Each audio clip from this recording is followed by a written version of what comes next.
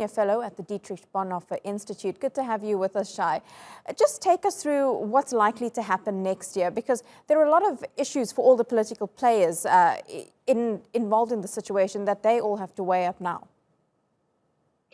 Well, the most important thing to consider is that Netanyahu will continue to be prime minister until a new government is formed.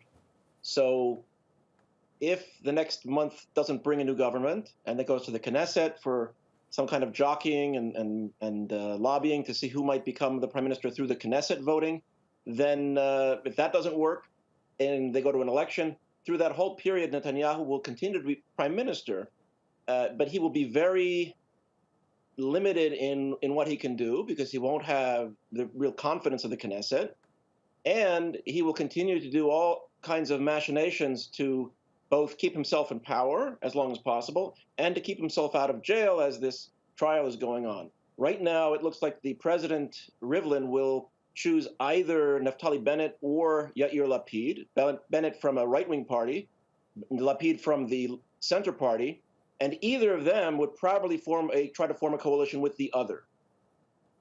And do you think that's likely to happen, that the two of them will come together and form a coalition to take Israel forward?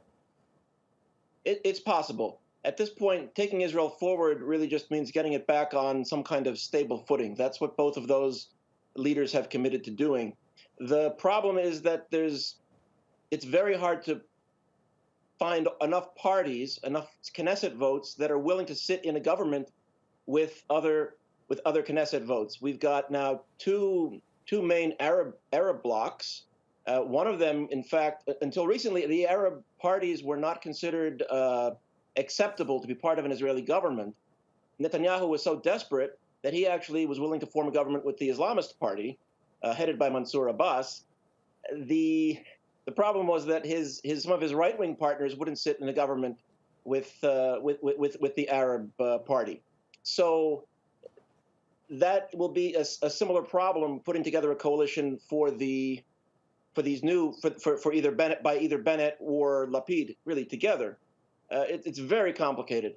But what Netanyahu has done is he has now made it safe for right-wing politicians to form a coalition with Arab parties. In fact, he's made it safe for anybody to form a coalition with Arab parties. So it's another great step forward in Israeli-Arab, let's say Jewish-Arab coexistence, but it's all because of Netanyahu's survival strategy. The Abraham Accords several months ago were with the United Arab Emirates and Bahrain. Much of that was Netanyahu trying to wow the Israeli public ahead of this last election.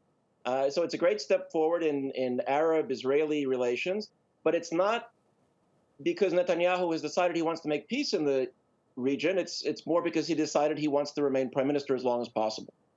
Well, Shai, you talk about the desperation almost from Netanyahu to continue to stay in power. How do you think all of this is being viewed by Palestinian leaders?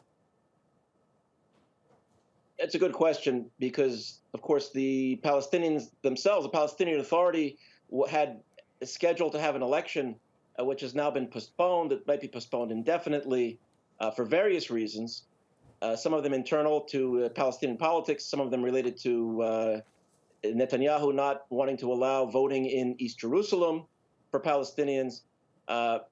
They should be, in a normal situation, if the Palestinians were having political paralysis, that would be seen as a real black mark on the Palestinians. But with everything that's going on right now on the Israeli side, it's a little hard for Israelis to reasonably point fingers at Palestinians and say, how can we negotiate with these people? They can't get an election straight.